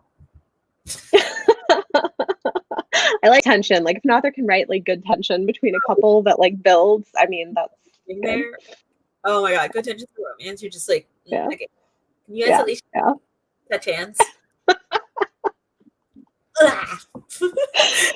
Well, it's like the Jane Austen stuff where it's like there's a glance across a room and there's so much meaning in that glance. I love it. That's like the funniest part to me about like reading historical because they're like, I saw her ankles and I'm like, damn, her ankles are so. It's a different mood when you're reading historical romance, like because like in like not a contemporary romance, but like a romance set in like today's time frame. You're like, yeah, bitch, shorts on. What you mean you saw her ankles? But like in historical romances, like, back then, man, like it's like, well, it's always something like, oh, she fell and hurt her ankle, and now you have to like touch her ankle to help bind the wound. It's like. She hurt her hand, so she must remove her glove, and I will touch her. Yeah, exactly. Like exactly. But I love it so much. It's just a whole different mood when you're reading historical. It is. It is. Oh, scandal. Scandal. I know. She was oh my gosh, drenched now, and she had to like take off one level of her giant petticoat skirt, and now it's no longer a huge petticoat. It's just like it's clinging to her skin, but none of her skin is shown. Like, and you're like, oh really? Tell me more. Tell me. It's true. It's so true. These gloves, do they come up all the way? Are they just here? What's our glove length? I need to know. Well, it probably depends on the dress that they're wearing. Yes. Because if it's a ball gown, right, you need like the longer gloves. The elegance of it. And then like, are we in corset times? Like is her bosom? Can we see her bosom? Like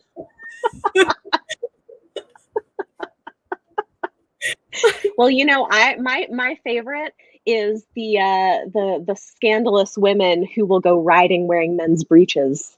Oh yes. Like on the horse. I mean, because you can see you can see her form. You can see her form. Ma'am, I need you to ride side saddle. Ma'am. You better sidestep that. Pants? You wanted to wear pants? No, not for you. It's like, Calm you know, down. things are getting Things are getting and they're like always looking from like the and they're always like, she is such a wild woman. I have to tame her. And you're like, I mean, but like, how do you tame her? Like, in a good Oh way? my gosh. Way? Like, what kind of taming are we talking about here? Right. Oh, I love it. I love it. And this is why I love historicals. Like, and you know, part of it is probably that in my teen years, I read a lot of like Jane Austen and Charlotte Bronte. And so I love that, like the longing, you know. It is such a longing. And you can't even call like historical romance isn't even like a slow burn. Like it's just because it's a different feel. Mm-hmm. Like, of like a slow burn, but it's not a slow burn. It's just like, no, like, no, no, Yeah. no. No, you all sleep in different chambers. Okay. Okay. Different chambers. Okay. Yeah. We Well, do you know not. why okay, this is like just occurring to me. You know why I probably prefer historical romance is because I don't really like lack of communication conflict. And Okay. historical romance has so many other conflicts built into the social structure. So there can be like all these external pressures that create relationship conflict that don't require, and like maybe they're not communicating, but it's because they're not allowed to be alone in a room together. You know, like it's like it's I don't know. Like, Yeah, not just because they won't tell each other how they feel. Like, so maybe that's part of why I like the historicals. y'all could have just texted each other. You know that, right? Like, Yeah, I'm like this whole thing didn't have to happen. You could have just like said a thing and it would be fine. Why are we doing this? you're like, okay, it's fine. Instead, you are leaving carefully written notes in areas. Like, we're leaving carefully written notes to where the other can find it, in a nice Right. book he likes to read to the window with her cup of tea Yeah. while he's out doing man Yeah. things, running the estate. Like, Well, you know what ends up happening though in these is you end up where they go to a house party and then in the middle of the night they'll secretly sneak out of the rooms and meet each other. Like that's like this is where the scandal happens, you know. like one leave to go out to the balcony or the veranda to just like be outside Mm-hmm. for a moment, and then the other comes out and they're like, oh, Yes. They meet in the dark in the garden or yeah. I exactly. love it. I love it. It's great. So Beth went to get a cup of tea for the historical discussion. Yes, that's appropriate.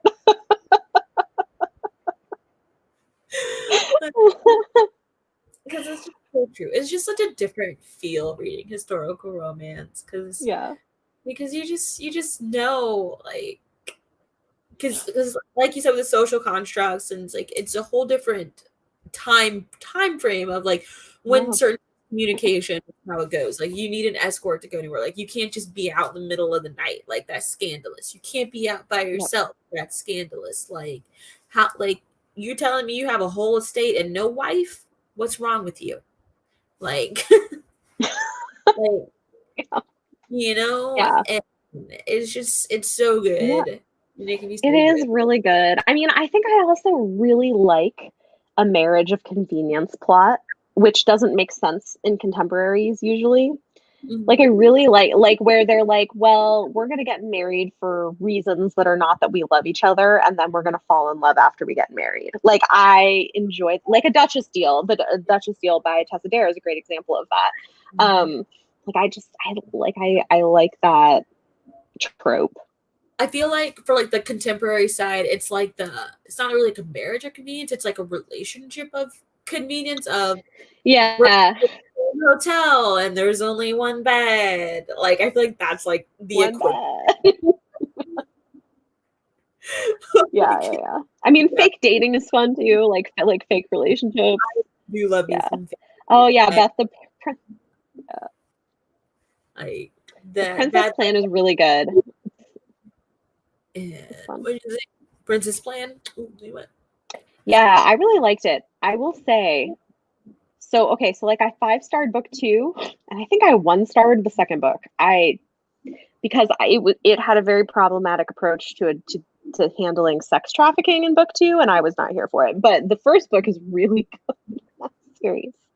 I think it's by Julia London. It's like a historical romance with a murder mystery element to it, and it's fun.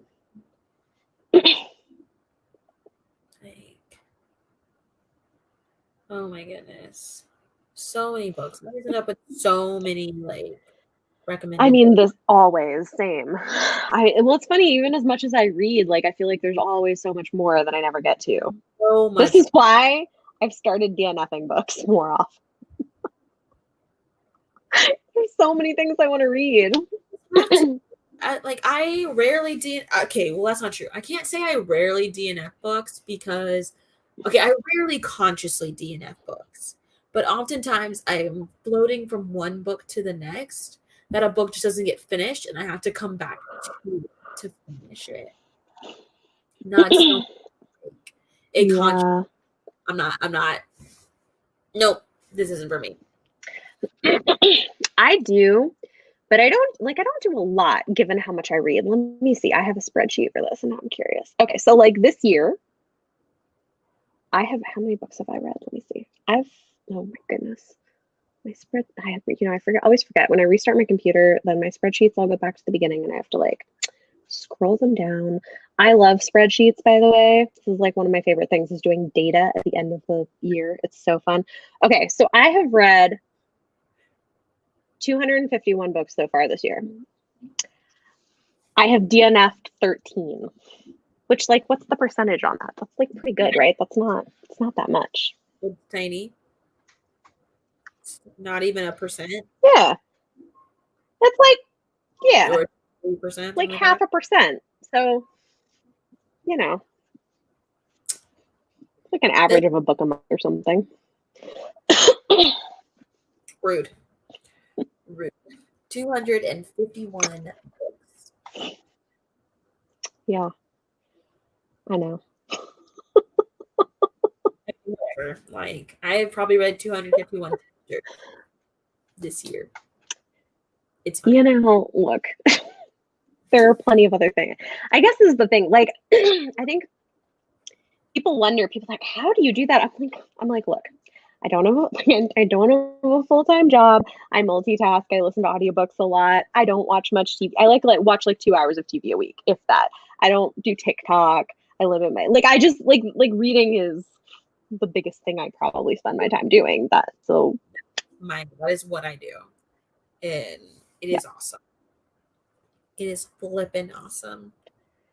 Oh my Bethany, so first of all, it's almost time we're almost at this 2-hour mark, guys, which means I didn't realize that Bethany and I actually met each other at BookNet Fest. I don't know, we didn't actually so we actually seen each other in real life. Yeah.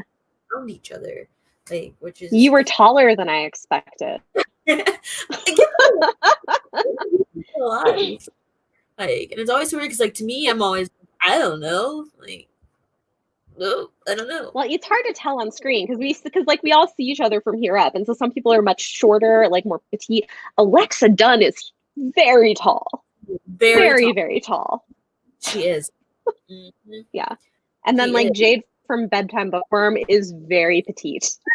She's tiny. So it's but you can't tell on YouTube. Yeah. So so BookNet Fest was tons of fun, and it's always so much fun to see people.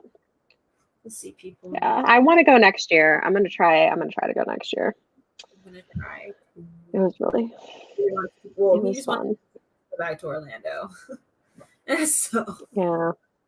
Well, it was also just it was exciting but weird to meeting people in person that especially because I met some people that I'm very good friends with and we've talked a ton, and then it's this is weird seeing you, and then we get over it and it was great, but yeah, we just step aside to the room and text each other actually.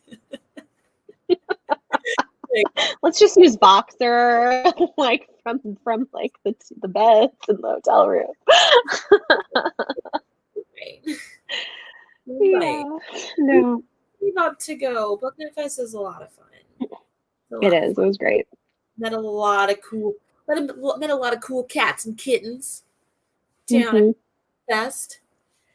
Yeah. I feel like I wanted I feel like there were people that I didn't get to spend as much time with as I wanted to, but like I had a great time with the people I did spend time with, and yeah. I really feel like that all the time. Yeah. And you're trying to like spend as much time with people as you can and go from place to place. But yeah. Yeah. It was cool. I was very I do feel like I meet more people than usual because I live in New York. So like I've actually met a lot of booktubers who've come visiting the city. True. Which has been fun. I've had people ask about that before, like, is that weird? I'm like, it's generally been a positive experience. Like book people are usually pretty cool. So, yeah. Yeah. We are. We're pretty chill, so it makes things easier. Yeah. So, but guys, I have to pack some more. Yes. A lot going on. Well, thanks for having me, India. This was really fun. Well, thanks for joining me. Like I love having people on it. Honestly, it's probably like my favorite part of BookTube. It truly is, actually, just having people just like on and chatting and stuff like that, and talking to people. So I'm so glad we were able to get together and do this. Definitely. Thank you. This was great. Covered a lot of ground, I feel like. Well, guys, I don't think I've put Bethany's stuff in the description box yet. I don't remember. I meant to. I started a description box. But anyway, it will be in the description box down below. So you can go check out her channel and all that's involved. As you can see, she reads a ton, guys. So she's got Rex for days. Yes. Days. If you want a very large TBR, come follow my content. So definitely make sure to check out her channel, and of course you know where to find me and everything I've got going on. Guys, make sure you watch my Instagram stories over the next few days. There's going to be a lot of stuff going on the IG stories. So, but that's it. I gotta go pack. I've got a very fussy man right now. And who's going to be on next week? I don't think I have anybody particularly scheduled. So if anybody wants to join me next week, let me know. No, I know that's not true. I know someone's scheduled next week. That's true. The week after. Let me know. Here. I'll be here, guys. So good night, y'all. Bye.